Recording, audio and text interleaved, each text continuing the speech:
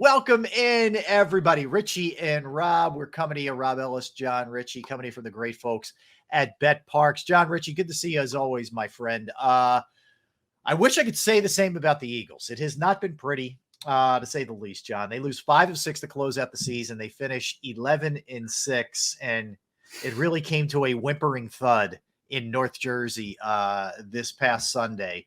So let's start there, Jon. That game in particular looked like a game they had zero interest in playing when there actually was still something to play for. That's the thing I'm really having a hard time wrapping my sports head around. How about you? Yeah, I agree with you, Bert. Doesn't seem like the stakes were properly conveyed to the players or the coaches or the organization.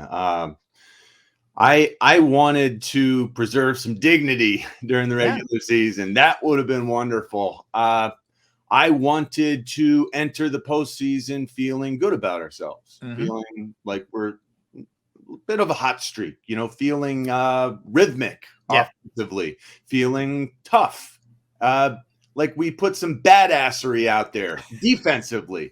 We didn't do any of that against the Giants, and I feel worse about our team having watched them go out there and quasi-perform for a half.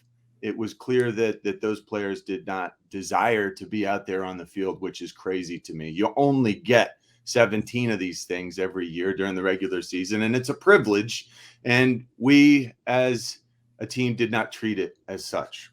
Which leads to the question, where are these guys up here when it comes to playing football, and playing football in particular for Nick Sirianni? Has the message gone stale in your estimation? It's a great question. And I think if they can turn it on moving forward, then Nick certainly can tap into something with his team. And this is his team if he can turn it on. I don't have a lot of faith that can happen. I don't have a lot of faith that this team can suddenly be good on both sides of the ball and focused and aware of what their teammates are doing next to them. And so we look cohesive out there on the field. It's really been sloppy and undisciplined, and I'm hoping that can change. You know, Bert, when I went back and looked at us in week 3, just to see the comparison the Tampa game. of what we're about to face this week, we looked much more explosive. We looked like a faster, more physically dominant team on both sides of the football. And, maybe that's because I just watched week 18 and a bunch of guys who didn't really care about being out there. They knew that maybe they'd get a half in and they were going to scoreboard watch. And that's about all that mattered, was staying healthy to them. I know that they can play more explosively, and they can play angrier, and they can play more disciplined, and they can play more together, because I saw it in week 3. Now, week 3 feels like it was forever ago. Right. And back in week 3, we were saying, man, when's this team going to put it together? Because they're still lounging around like they're in training camp. But they looked like a much better team in September. And that gives me some hope that they can reclaim that level of excellence. But I don't think it's that likely. I think it's possible. I think it's not that likely, Bert. How hard is it, as someone who played at the highest level, Jon, as an NFL player, how hard is it to flip the switch when you've been sleepwalking for the better part of a month and a half? All of a sudden now, Monday night, boom, and then it's on? Like, how hard is that to do? I don't know. I mean, I've not intentionally flipped a switch in my football career. I tried always to be as one gear, consistent as possible at all times. Right. And that was the key to being good, in my opinion. This is, we've got a lot that we're about to learn about our team, and our team has a lot to prove.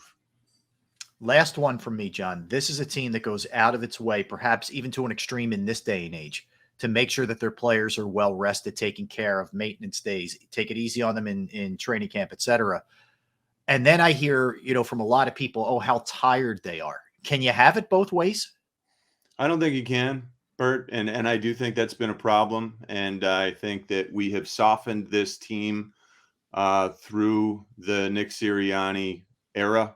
with these incredibly cushy training camps and lead ups. And then we're told, hey, but for September, for that first month, you got to give us a little leeway. They're not going to be quite where they need to be because we're going to take it easy on them because health is what matters more than anything. No, what matters more than anything is you whoop the guy across from you. That's what matters more than anything in football.